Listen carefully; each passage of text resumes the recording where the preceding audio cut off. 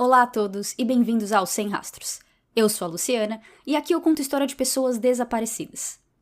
O caso de hoje não é surpresa pra ninguém.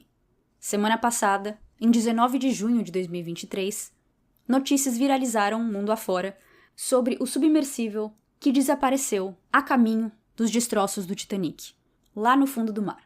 O submersível carregava 5 pessoas quando desapareceu e com a notícia de que eles só tinham oxigênio para sobreviver por 4 dias, muita coisa aconteceu, muita gente teve esperança, muita gente teve teoria, mas na quinta-feira, 22 de junho, o resultado do que aconteceu com esse submersível chegou a todos.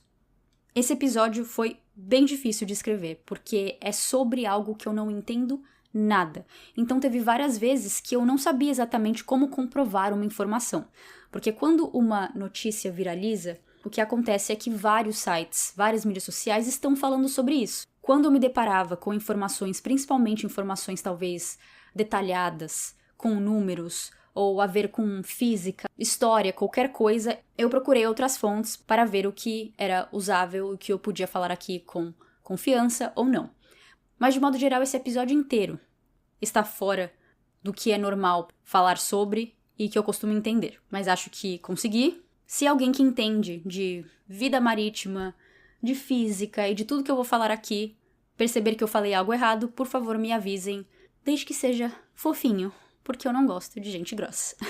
Sejam mais uma vez bem-vindos ao Sem Rastros. Hoje eu conto a história do submersível Titan.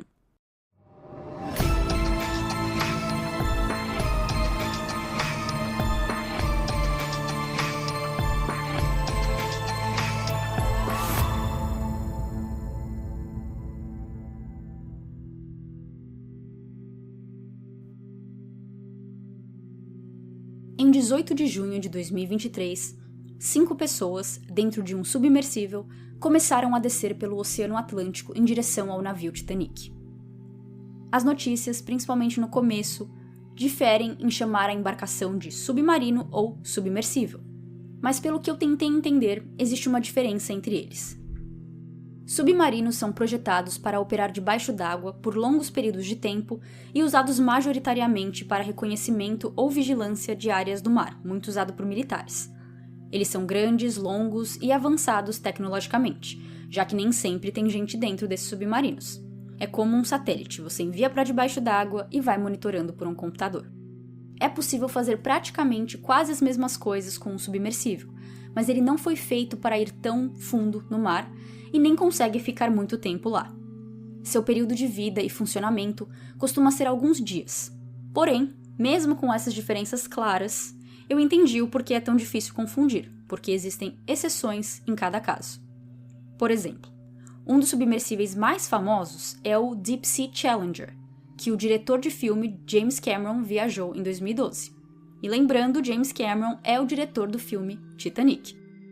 O submersível Deep Sea Challenger foi criado e planejado por James Cameron e sua equipe de especialistas, tem 8 metros de altura, espaço apenas para uma pessoa e com James dentro, desceu até o ponto mais fundo de todo o mar em 2012, que se chama Marianas Trench, ou Fossa da Mariana em português, a quase 11 quilômetros de profundidade. Uma comparação, essa profundidade é maior do que o Monte Everest é alto.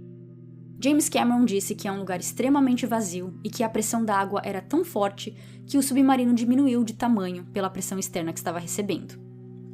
A viagem demorou um total de 2 horas e meia, mas 70 desses minutos foi o tempo que demorou para ele voltar para a superfície.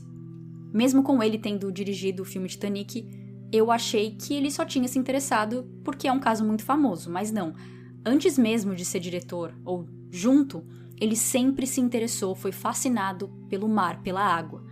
Então, enquanto ele dirige filmes de um lado, do outro ele está fazendo essas coisas magníficas, como contratando uma equipe de especialistas e construindo um submersível que chega no lugar mais fundo de todo o mar, de toda a água que existe no mundo. Ele foi a primeira pessoa a ir naquela parte do mar em 50 anos, com a última vez que a Fossa da Mariana recebeu visita em 1960. Ele também foi o único que até hoje foi e voltou sozinho, graças ao Deep Sea Challenger, criado por sua equipe.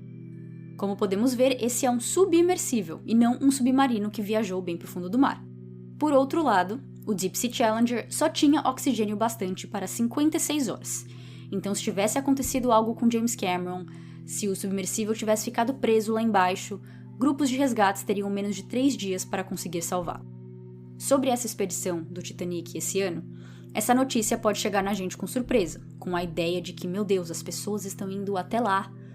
Mas isso, na verdade, já aconteceu várias vezes. O próprio James Cameron já visitou os restos do Titanic 33 vezes, com 12 delas sendo antes e durante a criação de um de seus maiores filmes de sucesso, Titanic. A maioria dessas viagens de James eram feitas a bordo de um submersível russo que aguentava até chegar mais longe do que os 4 quilômetros que precisava para ver o Titanic. E ele nunca teve problema, tanto que ele está aí, vivo, são e salvo. Assim como ele, outras pessoas já foram até lá, viram, tiraram fotos, vídeos e voltaram para a superfície. O próprio submersível Titan, dessa empresa OceanGate, que foi o que desapareceu agora, fez expedições até o Titanic em 2021 e 2022. Então não é difícil entender por que pessoas pagaram e aceitaram ser colocadas em um local minúsculo, dito em todas as reportagens que era similar a um tamanho de uma minivan, para descer pelo grande oceano e achar que estava tudo bem. Mas, porém, contudo, ao mesmo tempo, existiam muitos sinais de que essa aventura poderia eventualmente dar errada, que parecem ter sido ignoradas. Vamos começar pelo que aconteceu no domingo, 18 de junho. Às 6 da manhã, o capitão mais 4 passageiros, um deles sendo o CEO da OceanGate Expeditions, começaram sua aventura mar abaixo a bordo do submersível Titan. A esse ponto, vocês já devem ter visto várias fotos dele, e para aqueles claustrofóbicos, as imagens são difíceis de ver. O Titan pesa 10 toneladas e suas medidas são 6,7 metros de comprimento, 2,8 de largura e 2,5 de altura. Ele é todo feito de fibra de carbono e titânio, tirando a janela de vidro redonda de 38 centímetros, que era usada para ver de perto e ao vivo os destroços do Titanic. Com uma velocidade máxima de 5 km por hora, os passageiros entram a bordo sem sapato e sentam-se dentro do submersível, no chão, de pernas cruzadas, e eles têm uma pequena privada, com uma garrafa plástica dentro, que eu acho ser onde vai o xixi, caso alguém tenha tido a coragem de se aliviar ali dentro, apenas com uma cortina preta para dar um senso de privacidade. O submersível contém 96 horas de oxigênio para as 5 pessoas dentro dele. Isto é, se por alguma chance eles ainda estivessem vivos depois de perder comunicação com os agentes em terra no domingo, o oxigênio acabaria na manhã de quinta, 22 de junho. Essa expedição começou em Newfoundland, no Canadá, onde eles navegaram 600 quilômetros na direção sudeste e então desceriam os quase 4 quilômetros de profundidade para chegar no Titanic. Em terra, o Titan estava em contato com um navio canadense que estava monitorando e dando suporte ao pequeno submersível. Mas após 1 hora e 45 minutos, eles perderam contato completamente com os 5 tripulantes. O motivo pelo qual a viagem começou no Canadá é porque esse é o local em terra mais perto do Titanic, onde o navio afundou 111 anos atrás. O itinerário principal do Titanic, lá em 1912, era sair da Inglaterra e chegar nos Estados Unidos, em Nova York. No caminho, eles pararam na França e na Irlanda antes de atravessar o Oceano Atlântico. Em 15 de abril de 1912, com cerca de 2.200 pessoas a bordo, o navio atingiu um iceberg que o partiu no meio e matou 1.500 dessas mais de 2.000 pessoas. O navio ainda estava a 2.000 quilômetros leste de Nova York, que era o destino final. Eu não sei se esse apelido veio antes ou depois do acidente, mas essa área, onde o Titanic afundou, é chamada de Beco dos Icebergs e que esses grandes gelos chegam até lá pela Groenlândia. Bom, quando o navio canadense que estava em contato com o Titan percebeu que perdeu comunicação com eles na manhã de 18 de junho, eles não correram para pedir ajuda e reportar o submersível e pessoas desaparecidas. A embarcação estava prevista para voltar às 3 da tarde, e quando isso não aconteceu, eles entraram em contato com a Guarda Costeira Americana às 5h40. Os Estados Unidos, junto ao Canadá, começaram as buscas. As notícias sobre o assunto começaram a popular sites e mídias sociais já na noite de domingo, e na segunda, a história viralizou mundialmente, com milhões de pessoas chocadas com essa ideia de nós, pobres mortais, pagarem um preço alto para ver o navio mais famoso do mundo no fundo do mar. Tirando o CEO e talvez o capitão, os outros 3 tripulantes pagaram $250 mil para estar ali, em torno de R$1.250.000 pela cotação presente de quase R$5 por dólar. Esse era o preço para essa expedição, que tinha uma duração de 8 dias. 2 dias para chegar de navio perto de onde o Titanic afundou, 5 dias descendo e subindo até o Titanic, e os últimos 2 dias para voltar do navio para a Terra. Esses 5 dias indo para o Titanic é melhor explicado como 5 chances para ir para o Titanic. Existem inúmeras razões que a viagem de submersível poderia ser cancelada, como tempo ruim. Então, eles dão esses 5 dias justamente para ter mais chances de pelo menos uma vez conseguir ir até o fim. Antes da manhã de domingo, quando eles oficialmente entraram no Titã, o grupo passou 2 dias no navio, junto com outros tripulantes e funcionários da Ocean Gate, que passaram os dias explicando como era a expedição, a ciência por trás, sobre o submersível, a história do Titanic e assim vai. Naquele domingo, o planejamento era que a viagem inteira até os destroços demoraria umas 8 a 10 horas. Leva em torno de 2 horas para descer até o navio afundado, mais 2 horas para subir, então eles teriam umas 4 horas para ficar lá no fundo explorando cada centímetro do Titanic. Entre domingo e segunda, nós ainda não sabíamos quem eram esses milionários dentro do Titã, mas na terça a informação saiu. Stockton Rush, CEO e fundador da Ocean Gate Expeditions, que era a dona do submersível Titã, o empresário britânico Hamish Harden, o mergulhador francês Paul-Henri Nargeolet, o bilionário paquistanês Shahzada Dawood e seu filho Sulaim Dawood, todos confirmados como estando a bordo. O perfil que eu fiz de cada vítima ficou longo, então eu vou deixar para falar mais sobre eles ao final do episódio. Enquanto isso, continuamos com a linha do tempo do Titã, do mergulho ao desaparecimento. Desde segunda, 19 de junho, buscas por helicópteros para procurar pela embarcação na superfície do mar começaram a ser feitas. Uma das primeiras teorias é de que o Titã encontrou algum tipo de problema, perdendo assim sua comunicação com a equipe em terra, mas que ele ainda estava funcionando e flutuou até a superfície esperando por resgate. Se esse fosse o caso, chegar na superfície significaria que eles sairiam de dentro do pequeno submersível e talvez nadasse ou pelo menos mantesse a porta aberta para receber ar fresco. Contudo, isso não era possível aqui. No Titã, a porta era trancada por fora por 17 parafusos, o que significa que, pelo fato deles terem apenas 96 horas de oxigênio disponível, eles teriam que ser encontrados e a porta aberta até quinta de manhã, porque mesmo na superfície, sem poder abrir a porta, eles morreriam sufocados com a perda de oxigênio. Desde segunda também, sistemas sonares foram enviados água abaixo. Sonar usa ondas sonoras para detectar objetos. Na terça, 20 de junho, ruídos foram ouvidos por algum desses sonares, mas não se teve especificação ou detalhes sobre o que esses sons eram, de onde vinham, nem nada. Só era falado que esses sons eram ouvidos com intervalos de 30 minutos. Mesmo sem mais informação, isso manteve a esperança de todos acesa, pensando que o grupo de 5 ainda estavam vivos e trazendo uma segunda teoria à mesa, que eles podiam ter ficado presos em algum destroço do Titanic enquanto mergulhavam ao redor do navio. Na quarta de madrugada, a Guarda Costeira americana tuitou que uma aeronave canadense com sistema de sonar detectou ruídos subaquáticos numa área de busca. Assim como terça, com essa possível pista, a procura se concentrou ainda mais no local onde o barulho foi escutado. A esse ponto, a busca já estava bem grande, com várias aeronaves no céu e navios no mar. Com apenas um dia faltando para chegar na quinta-feira, com as equipes de resgate usando todos os recursos disponíveis para localizar o Titã, os Estados Unidos e Canadá sabiam que as probabilidades não estavam do lado deles. Mesmo com muita vontade, seus esforços eram limitados pela falta de embarcações capazes de atingir a distância de onde o Titanic se encontra. Em todo o mundo, há pouquíssimas embarcações que podem atingir as profundidades de 4 quilômetros. Eu acho que eu sonhei que existiam apenas 3 embarcações que podiam ir tão fundo no mar, porque eu jurava que eu tinha visto esse número em algum lugar, mas em uma reportagem do New York Post, eles comentam sobre 7 delas, sendo um submersível francês, 2 americanos, 2 chineses e 2 russos. Esses são submersíveis específicos que podem levar pessoas, pois existem vários robôs que podem chegar a essa profundidade, chamados de ROVs.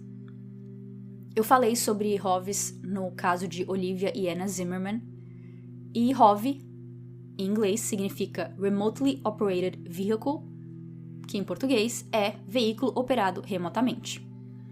Esses robôs são máquinas subaquáticas, que não levam pessoas dentro, que podem ser usadas para explorar as profundezas do oceano. Depois dos helicópteros, os ROVs foram os primeiros a serem despachados e usados para procurar no fundo do mar, já que eles são controlados de longe e mais fáceis de serem enviados, porque muitos deles eram presos por cordas e correntes, o que quer dizer que eles não se perderiam ou sumiriam no mar, fazendo o trabalho de um elevador praticamente, descendo e subindo. Mas mesmo sendo a opção mais viável para essa busca, o primeiro ROV a chegar no fundo do mar onde o Titanic estava só chegou na manhã de quinta, 22 de junho, que é quando o oxigênio oficialmente acabaria. Caso os tripulantes ainda estivessem vivos, do jeito que as buscas estavam indo, era bem provável que o tempo acabaria antes de terem a chance de salvá-los. 96 horas é o equivalente a exatamente 4 dias. O submersível embarcou entre 6 e 8 da manhã, dependendo das fontes, no domingo. Então eles tinham apenas até quinta, entre 6 e 8 da manhã, de oxigênio. Esse primeiro ROV chegou lá embaixo às 6h56 da manhã, e às 11h48, o mundo, que agora só se falava disso, começou a receber respostas do que acontecera com o submersível. A Guarda Costeira Americana tuitou que destroços foram descobertos pelo ROV perto do Titanic, mas que não eram destroços do Titanic. E eu comentei agora no Twitter 2 vezes que a Guarda Costeira postou algo lá, então eu acho que eles usaram o Twitter como método oficial de notícia. Às 3 da tarde, durante uma coletiva de imprensa, foi confirmado que um desses destroços era o cone da cauda do Titã, a 500 metros da proa do Titanic. Detritos adicionais encontrados foram descritos como consistentes com a perda catastrófica da câmara de pressão. O Titã ele tinha meio que um rabinho, ele tinha essa cauda que foi encontrada. Às 6 horas ainda de quinta, um oficial da Marinha volta ao público para dizer que eles achavam ter ouvido o som do Titã implodindo no domingo, por um sistema de detecção subaquático que eles tinham, mas que é lógico que no dia, na hora, eles não sabiam o que era. Já aqueles ruídos e sons ouvidos na terça e quarta foram ditos serem sons naturais do oceano, ruídos biológicos e associados aos navios na superfície. A teoria da implosão sempre esteve presente. Mesmo com ninguém querendo esse fim, essa era a teoria mais provável desde o começo, e com isso a internet se viu interessada em física, química, biologia, tudo misturado, para tentar entender o que é a pressão da água, diferença entre implosão e explosão, o que acontece com o corpo humano ao implodir, será que as vítimas sentiram dor, onde estão os corpos, e assim vai. Baseado em tudo que eu li sobre esse caso, eu vou tentar explicar tudo isso, mas como eu falei, se tiver algum expert aí, podem me corrigir. Como eu já falei, o mar, gigante como é, tem diferentes profundidades, com a Fossa da Mariana sendo a região mais profunda, com quase 12 quilômetros, e o Titã fica a 1/3 disso, a 4 quilômetros. 4 quilômetros de distância entre um ponto e outro, quando se fala de ruas e carros, é uma distância curta, mas para o oceano é literalmente outro universo. A luz do sol, por exemplo, só penetra a água do mar por 200 metros. Depois disso, ele vai ficando cada vez mais escuro até chegar em pura escuridão. E o que é a tal pressão do mar? Como funciona? Pressão é pressão, seja lá onde for. Se alguém pisa no seu pé, você está sentindo a pressão que é ter o peso daquela pessoa em cima da pequena área do seu pé. No oceano, funciona dessa mesma maneira, mas ao invés de ter apenas ar sobre você, como é com a gente todos os dias, você tem o peso da água, que pressiona os pulmões. Pela água ser mais pesada que o ar, e humanos não serem feitos para viverem debaixo d'água, a pressão do oceano é bem perigosa para a gente. Segundo o site do Museu Americano de História Natural, para cada 10 metros abaixo da superfície, a pressão aumenta em 1 atmosfera. Eu tentei achar o proporcional à pressão atmosférica em números que nós entenderíamos, e a maioria de suas conversões era em Pascal ou Newton, que, para mim, não me ajuda. Mas tudo bem, eu encontrei. No site Brasil Escola, é dito que a pressão exercida pela atmosfera no mar é o equivalente a uma massa de 10.000 quilos de ar a cada metro quadrado. Lá no Titanic, a pressão atmosférica era 400 vezes maior do que a do nível da superfície do mar. Um último exemplo, um professor de física de uma faculdade americana comparou essa pressão à força de uma baleia mordendo um humano. Mas olha, eu diria que talvez seja ainda mais, viu? Obviamente eu nunca fui mordida por uma baleia, imagino que deve ser realmente uma pressão gigantesca, mas eu acho que a 4 km de profundidade do mar, a pressão é maior que isso. Acredito que existe uma analogia melhor aí para isso do que a da baleia. Por essas questões de pressão, foi tão difícil fazer uma busca rápida ou direta para procurar pelo Titã, pela falta de embarcações que conseguem chegar a essa distância sem implodir. Sonares foram os primeiros equipamentos a serem enviados para essa área também, pelo fato da escuridão. Os ROVs e submersíveis precisavam estar equipados com lanternas superpoderosas e mesmo assim só é possível ver em torno de 20 metros à sua frente, o que faz a busca ser lenta. Agora a segunda questão. Ouvimos tanto falar de explosão, mas e implosão? O que é? A resposta irritante é que implosão é o oposto de explosão. Em uma explosão, a força da pressão é para fora, objetos saem voando. Em uma implosão, a força age para dentro. A tripulação era protegida por uma câmara de pressão dentro do Titã, para manter a pressão interna em um nível mais alto do que a do mar. Então, lá no fundo do mar, o Titã atuava como uma espécie de super-herói, protegendo seus passageiros com o seu corpo, seu casco, aguentando ao máximo a pressão da água. Porém, quando essa pressão se tornou maior do que ele podia suportar, ele implodiu.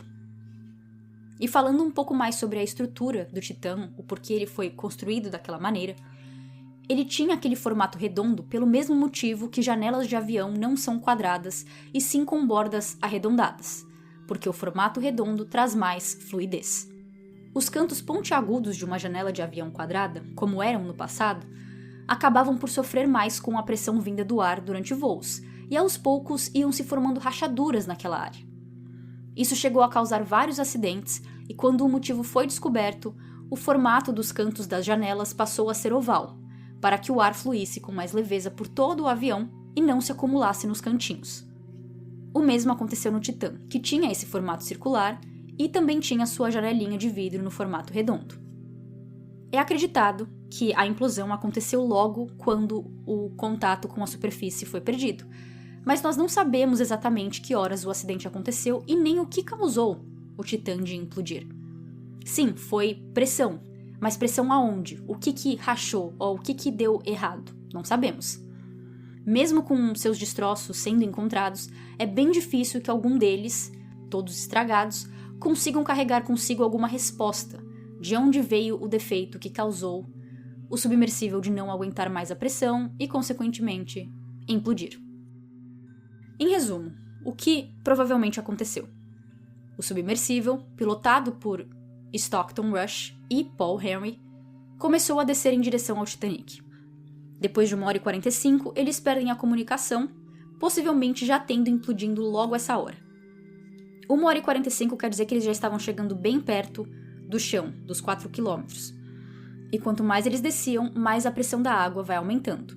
Então, alguma parte do Titã não aguentou e rapidamente ele implodiu, matando os 5 passageiros. E a última pergunta é se as vítimas sentiram algo, se elas sabiam que iam morrer. Um ex-diretor da Marinha dos Estados Unidos disse que não. Todos morreram instantaneamente e sem dor.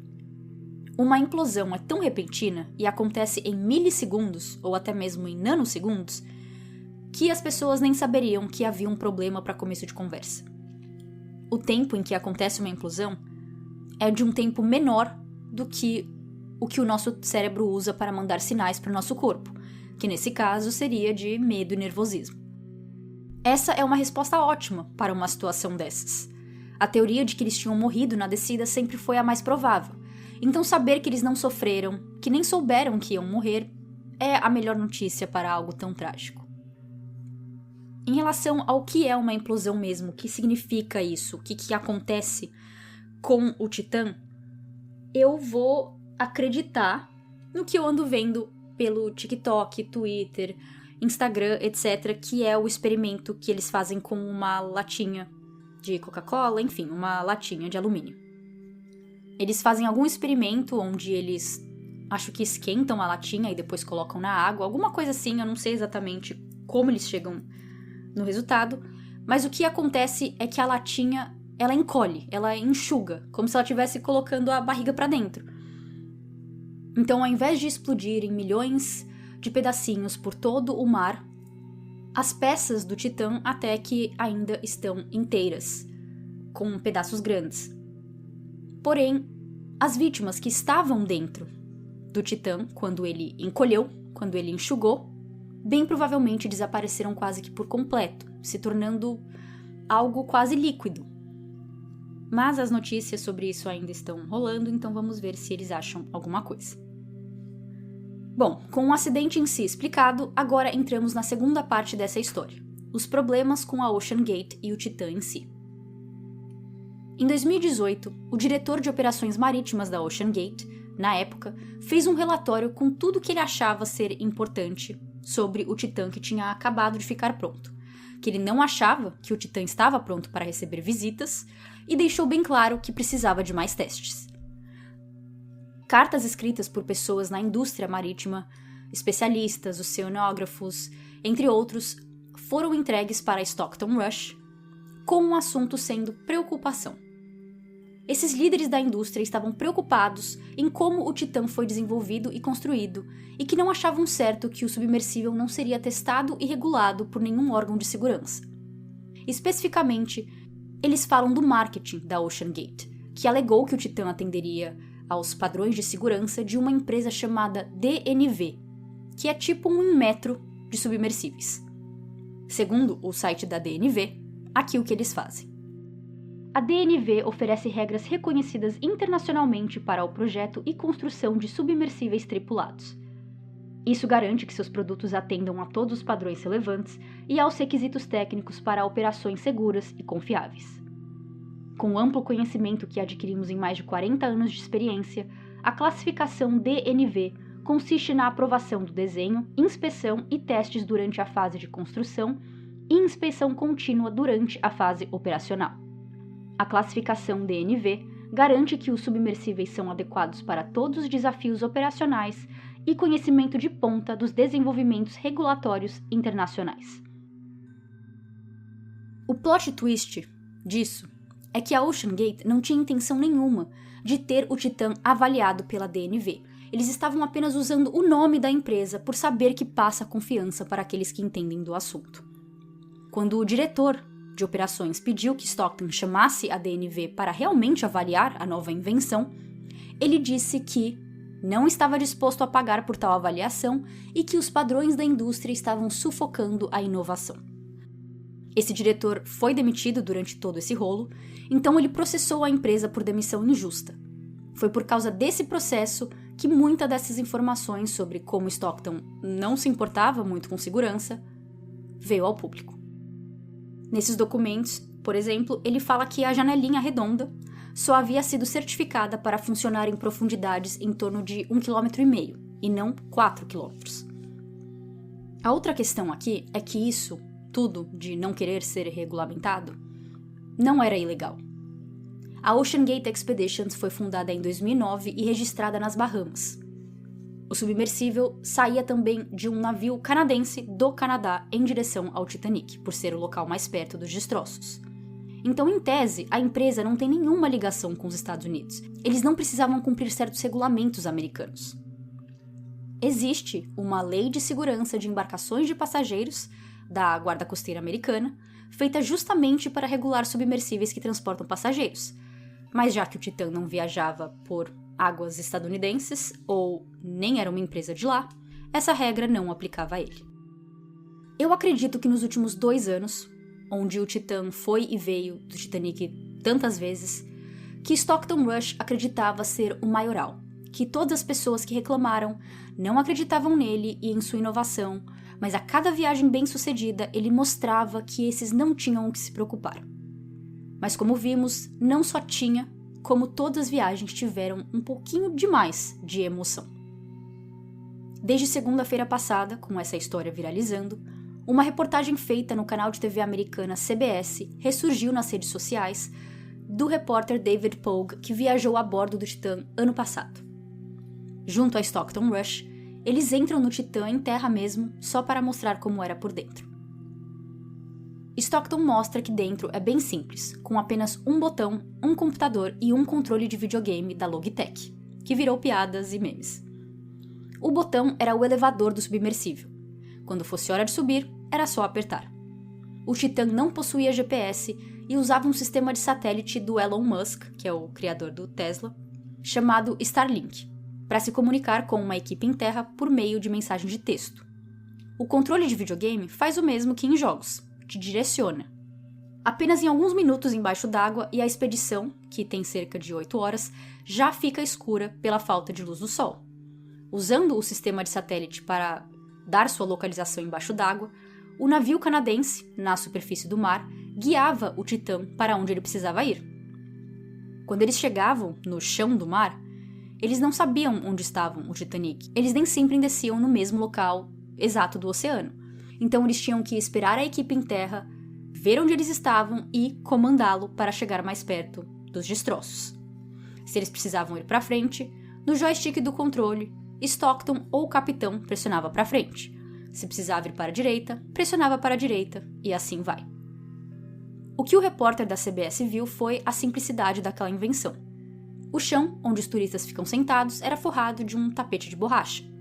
No teto, tinha o que nós brasileiros conhecemos popularmente como PQP, mas seu nome verdadeiro é alça de segurança, aqueles que tem no teto de um carro.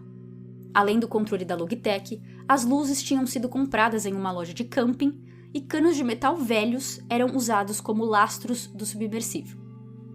Lastro é o nome dado a pesos pesados que ajudam na estabilidade de uma embarcação. O repórter pergunta por que o submersível tinha itens tão baratos ou que pareciam frágeis em sua construção. Stockton diz que a nave de última geração, entre aspas, palavras dele, foi projetada em colaboração com a NASA e Boeing e que passou por testes de segurança. E ouvindo ele explicar, para alguém que não entende de assuntos marítimos ou construção, mas que gosta do Titanic e de aventura, não era difícil ceder e acreditar na segurança do Titã. Stockton explica que os lastros, por exemplo, foram feitos para ser liberados automaticamente após 24 horas para enviar o submarino à superfície, caso algo aconteça. Se os tripulantes precisam soltar os lastros antes, é só balançar o navio. Dentro do Titã, eles tinham um aquecedor, já que embaixo do mar é frio. Stockton diz: todo o resto pode falhar. Seus propulsores podem ir, suas luzes podem ir, você ainda estará seguro. Mas o que o CEO deixa de fora é que o Titã era para estar em funcionamento desde 2018, quando ficou pronto, mas ele teve problemas com a parte eletrônica devido a um raio, então sua inauguração foi adiada para o ano seguinte. 2019 chega e foi adiado novamente por questões legais a ver com leis marítimas canadenses. Aí em 2020, o Titã teve que ser completamente reconstruído depois que testes mostram que o submersível só aguentava uma profundidade de 3 km e não 4. Isto é, existia sim uma ciência por trás do que Stockton Rush estava fazendo, tentando construir o Titã e a Ocean Gate, mas não era uma ciência exata e ele parecia estar satisfeito com isso. Continuando com essa reportagem da CBS, o repórter então recebe uma cópia do contrato que ele tem que assinar para embarcar nessa aventura, aceitando as condições da Ocean Gate. A filmagem mostra o repórter lendo o papel em uma parte que diz: essa nave experimental não foi aprovada ou certificada por qualquer órgão regulador e pode resultar em lesão física, trauma emocional ou morte. O repórter então brinca olhando para a câmera dizendo: onde eu assino? Essa reportagem, feita em vídeo, tem 10 minutos e tá no TikTok, Instagram, no YouTube, tá em todo lugar. Mas depois desse acidente, ele escreveu um artigo contando como foi sua experiência ano passado de descer até o Titanic e conversar com Stockton Rush e assim vai. Eu comecei a pegar algumas partes para falar aqui, mas eu percebi que eu queria pegar tudo, porque tem muita informação boa lá. Então eu decidi que eu vou traduzir a reportagem por inteiro e vou postar como conteúdo extra para os apoiadores do Sem Rastros.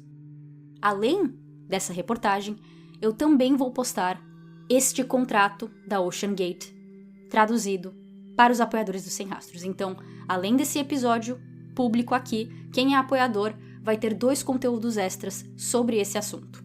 O contrato da OceanGate e a reportagem do repórter da CBS que foi até o Titanic ano passado. Continuando.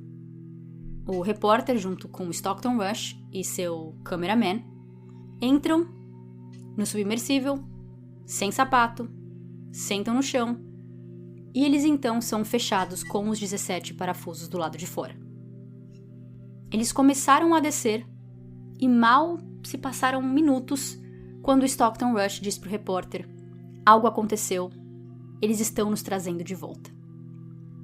Eles tinham descido apenas 11 metros quando foram trazidos de volta para a superfície, e o motivo foi porque 2 flutuadores em forma de cápsula, que ficavam amarrados na plataforma de lançamento do submersível, tinham se soltado. David diz que esses flutuadores, eles não faziam parte do submersível, eles não eram essenciais, então ele não entendia o porquê aquilo fazia eles terem que parar a viagem. Então aqui ele ficou com um sentimento meio a meio. Por um lado, ele achava que esse era um motivo bobo demais para ter parado a expedição, porque ele queria continuar, ele queria descer. Mas pelo outro lado, mostrava uma segurança alta, que é até uma coisa que não tinha tanto a ver com o submersível em si, que eram os flutuadores que ajudavam a equilibrar e a descer o submersível com mais segurança, já foi o bastante para a viagem ser cancelada. Mas isso tinha sido na segunda-feira de quando ele fez essa viagem ano passado. Na terça e na quarta, o tempo não estava bom.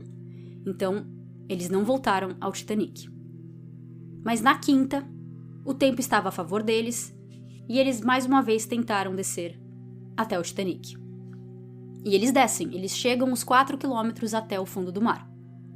Mas quando ele chega lá, ele percebe que tinha algum problema de comunicação entre o seu computador dentro do Titã e o navio canadense na superfície do mar, ajudando eles a se achar.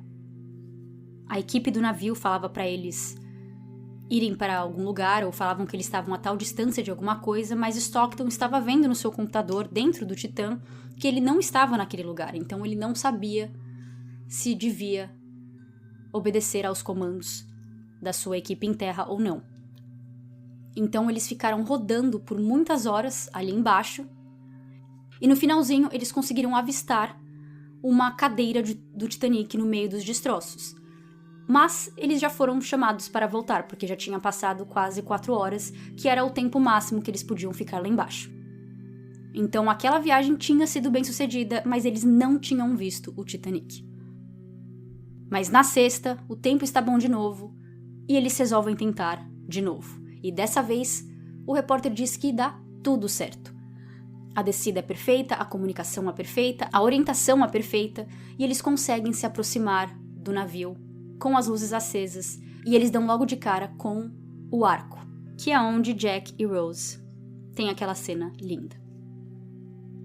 Então podemos ver que por mais que a viagem tenha sido bem sucedida e que todo mundo voltou vivo, ela não foi isenta de problemas. E teve outras também.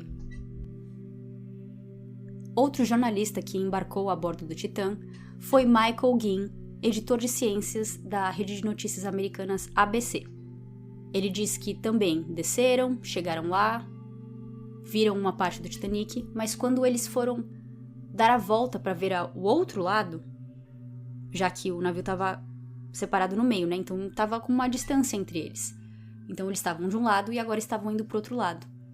O submersível pegou uma correnteza forte no fundo do mar e eles ficaram presos na hélice do Titanic. Ele disse que foi como uma batida de carro, que fez barulho, tremeu, e partes do Titanic começaram a cair em cima do submersível.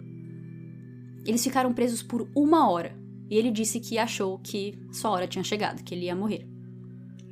Depois de 1 hora praticamente em silêncio, com nada acontecendo, com ninguém tendo coragem de conversar, o barulho que o Titã estava fazendo mudou, porque agora eles conseguiram finalmente se desprender.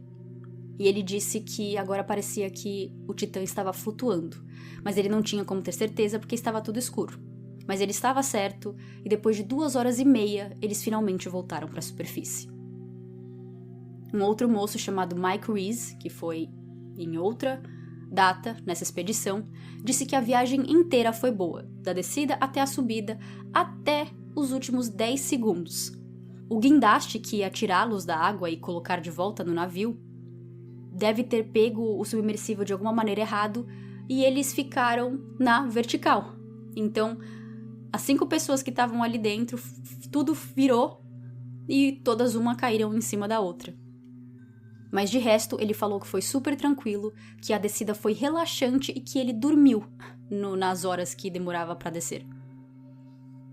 Quando eles chegaram lá embaixo, eles não sabiam exatamente onde eles estavam em relação ao Titanic, então eles ficaram passeando e procurando por 90 minutos. Com 20 minutos restantes, eles conseguem encontrar o Titanic, mas, eles só viram o Titanic por 20 minutos, porque logo depois já teve que começar a subir. Na tarde de quarta-feira, 28 de junho, saíram imagens mostrando as partes do submersível que foram recuperadas do fundo do mar. E como eu falei antes sobre a questão de como é a implosão, a maioria dessas partes eram bem grandes. De primeira isso bugou a minha cabeça, porque eu ainda estava pensando como uma explosão, pensando em milhares de pedacinhos, todos espalhados pelo chão do mar. Mas não. Um total de 10 partes do Titã foram trazidas para a superfície e algumas delas são bem distintas. A porta, entre aspas, que é onde a janela ficava e que era parafusada por fora, foi encontrada intacta. É difícil ver esses pedaços por inteiro nas imagens, pois eles estavam semi-cobertos por uma lona branca. Mas é possível ver que o vidro, onde era a janela, não está ali. Então, na implosão, o metal ficou intacto, mas o vidro não. Alguns desses pedaços eram brancos, que era a cor do corpo do submersível, mas a maioria do resgate eram de partes de metal e fios. Algo que o próprio repórter da CBS implica com Stockton na reportagem é sobre sua decisão atípica de fazer o Titã com fibra de carbono. Um engenheiro mecânico disse numa entrevista à NBC que fibra de carbono já é há tempos usada na indústria aeroespacial, mas que ainda não foi comprovado resistir repetidamente a pressões do fundo do mar. Por mais que o Titã tenha descido e voltado de modo seguro nos últimos 2 anos várias vezes, basta apenas uma vez para ele não aguentar e causar uma tragédia, que foi o que aconteceu. Esse engenheiro disse que a fibra de carbono começou a ser usada apenas agora para construir embarcações marítimas e que é preciso vários mergulhos, inspeções, ultrassons, raio-x repetidamente para entender como esse material responde à pressão ao longo do tempo. O material que ele diz que deveria ser usado, que já é usado e comprovado, é o aço de carbono, mais conhecido como aço. Eu tinha certeza na minha cabeça que o motivo pelo qual Stockton Rush decidiu usar fibra de carbono ao invés de aço era por causa de dinheiro, porque era mais barato e, como muitas empresas privadas, o lucro é priorizado acima de qualidade ou segurança.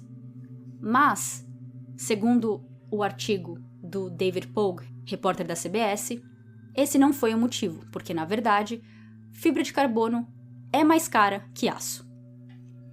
Um blog de construção que eu usei como fonte diz que as principais diferenças entre os dois materiais são: a fibra de carbono é um material mais leve, por isso é mais usado em aeronaves e carros de corrida, tipo Fórmula 1, onde o objetivo é ser rápido, e peso traria atrasos. Mas como desvantagem, é mais caro. Já o aço é mais barato e flexível que fibra. Como desvantagem, é mais cara. Mas o que o Stockton queria era leveza. O cofundador da OceanGate, o Guillermo Surlane, ele deu entrevistas defendendo o modo como o submersível foi construído. Ele não trabalha mais lá, mas ele disse: Todos têm opiniões, mas desenvolver novas inovações significa que às vezes você tem que sair do esquema regulatório. Além das peças que eles encontraram e trouxeram para a superfície do Titã, também falaram que existem traços de restos mortais neles. Então estamos esperando aí para entender o que é exatamente isso. Eles encontraram sangue ou algum tipo de DNA, porque todas as fontes e experts falam que não existe mais um corpo. Nenhuma das vítimas mais tem um corpo físico, que eles viraram praticamente uma sopa, por mais que seja muito feio e mórbido falar assim, mas eles foram esmagados. Então eu estou aí à espera para entender o que eles querem dizer exatamente com traços, provas, evidências de um corpo. Agora eu vou falar sobre o perfil de cada tripulante. Eu usei várias fontes, como eu falei, e vou postar tudo no website, mas eu usei majoritamente 2 reportagens, uma da CNN e outra da The New York Times. Os primeiros tripulantes são pai e filho, Shahzada Dawood, de 48 anos, e Sulaiman Dawood, de 19 anos. A família Dawood é uma prominente família do Paquistão, mas eu encontrei fontes dizendo que eles também eram cidadãos britânicos. Segundo a página da Wikipédia de Shahzada, ele nasceu no Paquistão, então deve ter conseguido a cidadania britânica mais tarde na vida, provavelmente fruto de seu trabalho. Tanto que, junto de sua família, eles moravam em Londres. Sua empresa no Paquistão, a Dawood Hercules Corporation, está entre as maiores corporações do país, com um portfólio que abrange energia, fertilizantes, petroquímica, tecnologia de informação, alimentos e agricultura. Desde 2021, ele também se tornou vice-presidente de um conglomerado paquistanês chamado Engro Corporation. Saiu muita gente falando que não tinha dó de quem estava lá dentro, porque eles escolheram pagar tão caro para fazer algo tão perigoso, mas que a única pessoa que tem dó é do jovem de 19 anos que só estava ali para acompanhar o pai. E realmente saiu várias notícias falando que Sulaiman não queria estar ali e que ele só foi porque o pai insistiu, porque o pai pediu. Mas a mãe de Sulaiman, esposa de Shahzada, deu uma entrevista à BBC e ela disse que na verdade era para ela ter ido no lugar de Sulaiman, que era uma viagem entre ela e o marido dela, mas que ela saiu justamente para ele entrar porque ele queria ir, ele queria fazer isso com seu pai. Os dois tinham uma relação de melhores amigos e os dois estavam ansiosos para irem juntos nessa aventura. E depois dessa aventura, eles tinham falado sobre ir para a Antártica também. Com o pai e filho falecidos, a família continua com a mãe e a irmã. O terceiro passageiro era o britânico Hamish Harding, de 58 anos. Milionário, ele tinha formação como piloto de jatos e antes de falecer, era presidente de uma empresa de aeronaves baseada nos Emirados Árabes. Ele postou online no sábado, 17 de junho, que ele ia fazer parte dessa expedição ao Titanic. Mas essa não era a primeira vez que ele fazia algo assim tão diferente em sua vida. Sua lista de conquista é longa. Ao contrário de James Cameron, que tem fascinação pelo mar, Hamish gostava de ambos oceano e espaço. Ele tem 3 recordes no livro do Guinness. Assim como James Cameron fez em 2012, Hamish também foi até o ponto mais fundo de todos os oceanos, na Fossa da Mariana, em 2020. Com isso, ele conseguiu 2 lugares no livro de recordes com essa viagem. Uma pela maior distância percorrida em toda a profundidade do oceano, por um navio tripulado, e outra pelo maior tempo gasto lá em uma única descida. A viagem, em tempo total, demorou 4 horas e 15 minutos. Você deve estar se perguntando, porque eu me perguntei também, por que o Hamish ganhou recorde se ele foi para o mesmo lugar que James Cameron foi e James Cameron não ganhou recorde? Ali embaixo, quando você chega na Fossa da Mariana, existe uma certa diferença de metros, talvez ali andando um pouquinho. A página da Wikipédia fala que a fossa fica numa profundidade entre 10 km e 902 metros a 10 km e 929 metros. Então, o que eu acredito que aconteceu é que James Cameron não foi tão fundo quanto Hamish Harding, mesmo que só por alguns metrinhos. Seu terceiro recorde no livro do Guinness foi pela circunnavegação mais rápida do globo por meio de ambos os polos. Eu, obviamente, não sabia o que era circunnavegação. E me desculpem pelo tanto de referência à Wikipédia nesse episódio, mas ela foi salva-vidas, já que eu não entendo nada de mar, submarinos, pressão d'água, etc.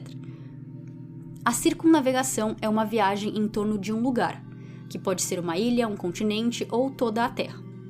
Em 2019, com uma equipe de 7 pessoas, incluindo ele, a bordo de um jato da Qatar, eles rodaram a Terra em 46 horas e 40 minutos, voando um total de 36 mil quilômetros.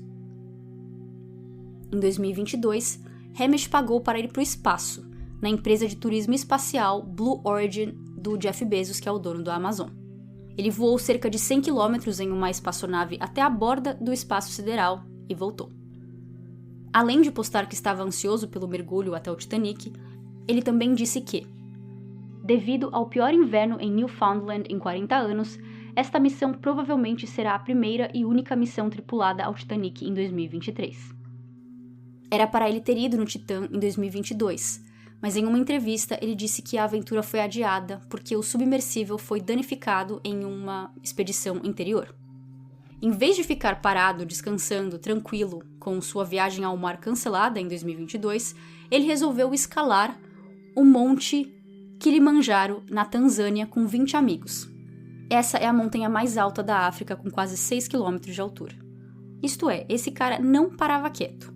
Eu não entendo como alguém pode se aventurar desse jeito e ao mesmo tempo ainda ter um trabalho, uma família, mas ele fazia tudo isso. Ele deixa sua esposa, 2 filhos e 2 enteados. O quarto tripulante era Paul Henry Nargolet, francês de 77 anos, e conhecido como Senhor Titanic. Ele era piloto de submersíveis e diretor de pesquisa na empresa RMS Titanic Inc., que detém os direitos exclusivos para resgatar artefatos do navio. De acordo com sua biografia no site da empresa, ele já havia completado 37 expedições até os destroços do Titanic e supervisionou a recuperação de 5.500 artefatos. Em 2022, ele lançou um livro sobre o navio, chamado Nas Profundezas do Titanic, e parece que está apenas disponível em inglês e francês sendo a língua original dele. Em 18 de junho de 2023, seria o 38º mergulho de Paul Henry para o Titanic. Mas aquele não era a sua primeira viagem a bordo do Titã. Ele já tinha descido no submersível antes, e em uma dessas viagens, ele ajudou na descoberta de um ecossistema abissal biodiverso em uma formação de rocha vulcânica anteriormente desconhecida perto do Titanic. Eu não entendi muito o que eu acabei de ler, mas eu entendi que era algo grande e muito importante e que só aconteceu graças ao Paul Henry e seu conhecimento e seu profissionalismo. Paul começou sua carreira no mar nos anos 60, quando ingressou na Marinha Francesa. Ele serviu como piloto de submarino, mergulhador de remoção de minas e mergulhador de águas profundas.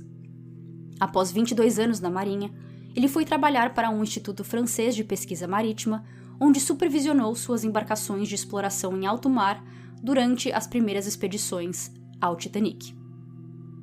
Ele fez sua primeira viagem ao navio em 1987. James Cameron era amigo de Paul Henry e o descreveu como um piloto de submersível lendário. Em uma entrevista de Paul, em 2019, ele diz: "Se você está a 11 metros ou 11 quilômetros abaixo do mar, se algo ruim acontecer, o resultado é o mesmo.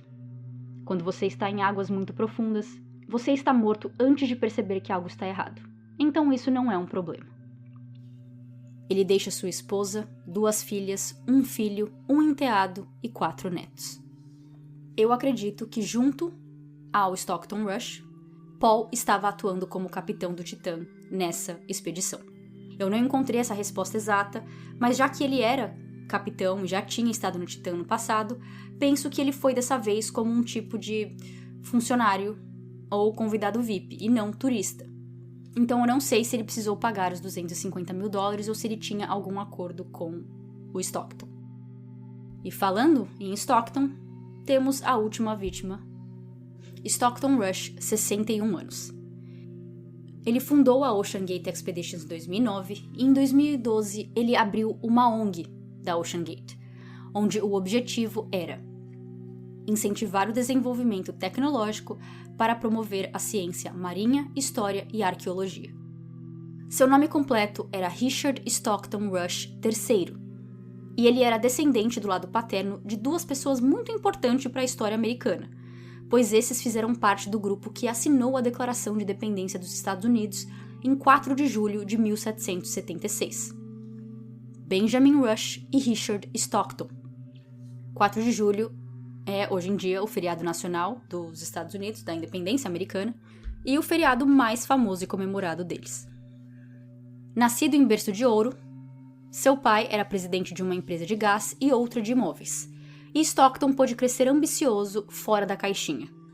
Ele se formou em engenharia aeroespacial na renomada Universidade de Princeton em 1984, e já quando se formou, ele começou a trabalhar como piloto e engenheiro de teste de voo em uma empresa que produzia aeronaves comerciais e militares.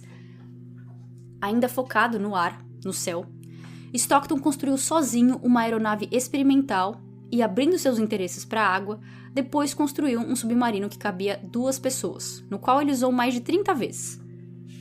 Ele descobriu que era inelegível para se tornar piloto da Força Aérea por ter uma pequena deficiência visual, e por isso ele desistiu do seu longo sonho de se tornar um astronauta e começou a olhar para o mar com outros olhos, com tanto interesse quanto ele dava para o espaço.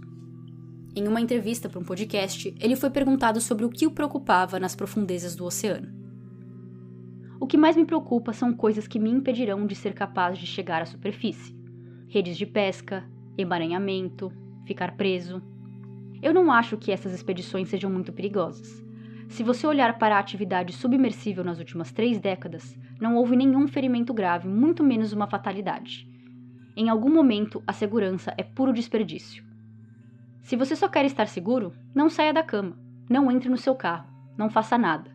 Em algum momento você vai correr algum risco, e é realmente uma questão de risco-recompensa. Acho que posso fazer isso com a mesma segurança, quebrando regras. Em outra entrevista, ele disse: "É uma experiência de mudança de vida, e não há muitas coisas assim. Em vez de gastar $65 mil para escalar o Monte Everest, talvez morrer e passar 1 mês vivendo em um acampamento miserável, você pode mudar sua vida em 1 semana." Sobre o fato de que não tinha acontecido nenhum acidente com um submersível nos últimos 30 anos, ele completa: "Essa indústria é obscenamente segura porque eles têm todos esses regulamentos, mas ela também não inovou ou cresceu por causa de todos esses regulamentos." Esse próximo fato eu acredito que não seja coincidência. Mas a esposa de Stockton, Wendy, é descendente de 2 passageiros da primeira classe que morreram quando o Titanic afundou. Wendy é tataraneta de Isidore Strauss e sua esposa Ida Strauss, 2 das pessoas mais ricas a bordo do Titanic. Isidore era ninguém menos que coproprietário da Macy's, loja de departamento. A história dos tataravós aparece por alguns segundos no filme Titanic, mas é uma cena que muitos se lembram. Quando o navio começa a afundar, vemos 2 idosos deitados na cama, simplesmente esperando a hora de morrer, com a água entrando em seu quarto, sabendo que estavam perto do fim.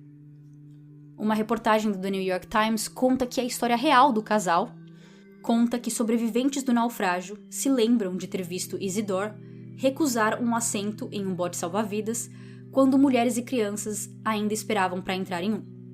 Isidore e Ida já estavam casados há 40 anos, em 1912, e ela disse que não ia deixar o marido sozinho para entrar só ela no bote. Então os 2 foram vistos de braços dados no convés do Titanic, enquanto o navio afundava.